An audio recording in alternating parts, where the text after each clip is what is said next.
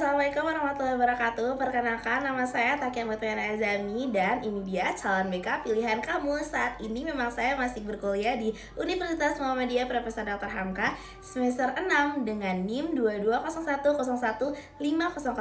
Di video kali ini saya akan membahas budaya saya sendiri, yaitu saya berasal dari Sulawesi Tenggara, lebih tepatnya di Pulau Buton. Di video kali ini bukan hanya membahas tentang budaya, geografi di Pulau Buton, tapi saya akan membahas satu budaya yang menurut saya tertarik banget untuk membahasnya, yaitu budaya Pakande Kandea. Sebelum membahas apa itu budaya Pakande Kandea dan apa kaitannya dengan bimbingan dan konseling, saya akan menjelaskan dulu tentang latar belakang pada Pulau Buton. Pulau Buton terletak di Sulawesi Tenggara dan mempunyai keindahan yang luar biasa cantik banget, apalagi di bawah lautnya. Biota lautnya sangat indah seperti video di samping, ini benar-benar cantik banget. Dan yang paling terkenal ada peninggalan sejarah, yaitu Keraton Buton. Dan kalau kalian tahu film Sin Komang yang ini adalah di salah satu Keraton Buton, yaitu Benteng Keraton Buton yang sudah ada sejak abad ke-14. Situs bersejarah ini ada di Sulawesi Tenggara, yaitu di Kerajaan Buton, dan sudah diakui oleh dunia menjadi keraton atau benteng terluas di dunia. Buton memang belum terlalu dikenal oleh masyarakat Indonesia, tapi saya sebagai keturunan di Buton ingin mengenalkan kalian tentang budaya dan juga karakteristik orang-orang Buton itu sendiri. Budaya ini tuh sangat unik. Masyarakat Buton itu sangat menjunjung tinggi gotong royong dan juga kebersamaan sosial, saling menghormati, menjaga hubungan keluarga, dan sangat memuliakan tamu. Seperti pengalaman saya sendiri, walaupun saya tinggal lama di Jakarta, tapi lingkungan sekitar saya itu memang orang-orang Buton, dan kami sering banget saling membantu dan juga saling memuliakan tamu. Ketika ada tamu yang datang ke Jakarta, kami sering banget kumpul bareng bersama keluarga. Bahasa lokalnya itu cia-cia atau wolyo, yang menjadi ciri khas yang memperkuat identitas budaya Buton ini sendiri. Lalu untuk secara moral, budaya Buton memiliki rasa malu, menjaga harga diri keluarga, dan menghormati adat istiadat, termasuk pada upacara Pakande Kandea atau makan bersama, yang bukan hanya sekedar ritual makan bersama saja, tetapi sakral dan menjadi simbolik sebagai wujud rasa syukur, penghormatan, dan juga mempererat solidaritas sosial antar masyarakat Buton. Seperti video di atas, ini adalah proses Pakande Kandea atau makan bersama menyambut tamu yang akan disuapi oleh perempuan yang dari adat Buton itu sendiri. Ini mempunyai nilai dan moral yang sangat tinggi karena kita sangat menjunjung tinggi bagaimana seorang tamu harus dirajakan dengan makan bersama, berkumpul bersama. Itulah masyarakat Buton. Namun pada budaya Buton itu sendiri menghadapi tantangan besar yang disebut sebagai fenomena gap. Saat ini banyak generasi muda dari Bau-Bau atau pulau-pulau terpencil lainnya yang merantau keluar daerah, entah untuk kuliah, bekerja, dan lain sebagainya.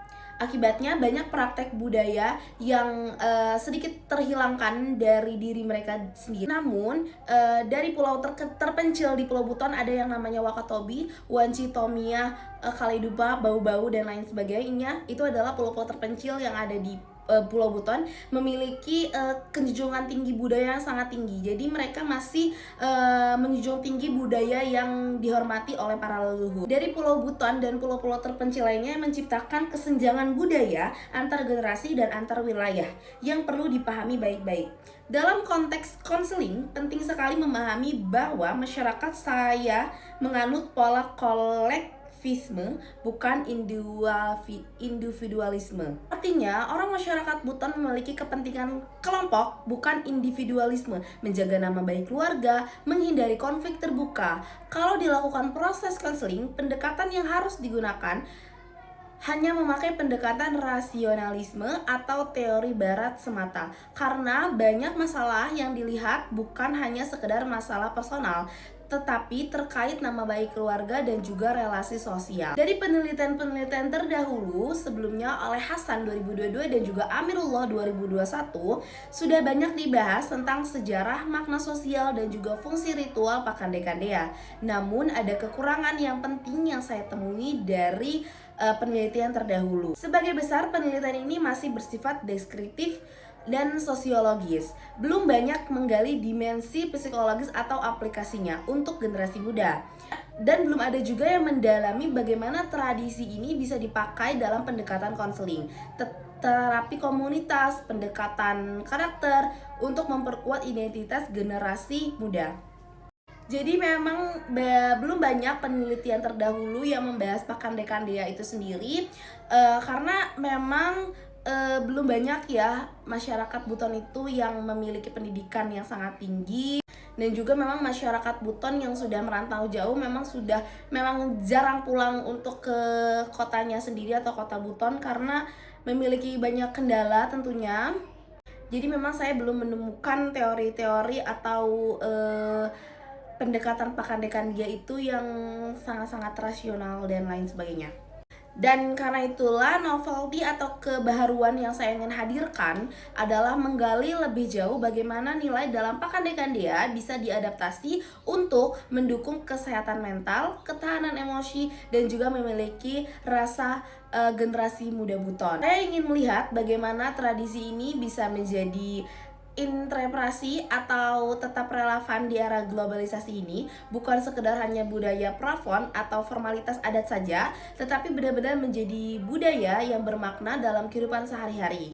Misalnya dalam menghormati tamu, nilai menghormati tamu bisa diterjemahkan sebagai sikap inklusif di sekolah, di rumah, ataupun di kampus, atau di masyarakat luas. Dengan pendekatan seperti ini, saya berharap budaya lokal, yaitu budaya saya sendiri, Buton, bisa menjadi atau bisa dilestarikan oleh generasi muda dengan simbolis yang sangat-sangat erat, tetapi juga menjadi ruang pemaknaan diri, refleksi, dan penguatan identitas yang bisa menjadi tantangan di zaman sekarang. Dan saya percaya budaya itu tidak harus berdampingan dengan modernitas, tapi bisa juga berjalan seiring dengan kemajuan teknologi atau di era globalisasi saat ini. Budaya bisa saling berdampingan dengan kemajuan teknologi asalkan kita mau menggali makna-makna terdalam dan beradaptasi tentunya dengan cara yang cerdas dan juga kreatif agar pemuda zaman kita sekarang ini tuh bisa memaknai apa itu budaya yang ada di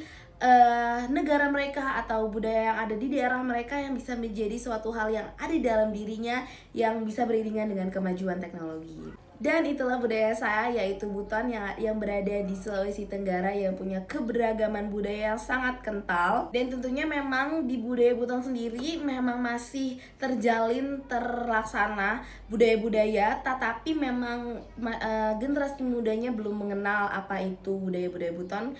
Ya karena itu sendiri ya, mereka merantau keluar Sulawesi untuk sekolah, bekerja, dan lain sebagainya yang memang tidak diterapkan lagi gitu. Tetapi memang di tetua-tetua kami masih terlaksana untuk tradisi Pakandekandea dan lain sebagainya. Untuk budaya keanekaragaman alam di Buton memang sangat cantik sekali. Kalian harus banget ke Buton karena itu cantik banget. Saya sudah pernah ke sana. Alhamdulillah dengan perjalanan cukup panjang dari Jakarta memang membutuhkan waktu untuk menemukan surga dunia di Sulawesi Tenggara, yaitu Buton. Terima kasih sudah menonton video ini, semoga bermanfaat dan lain kesempatan saya akan menjelaskan lagi tentang budaya Buton yang akan saya pelajari sendiri. Bye guys, semoga bermanfaat ya.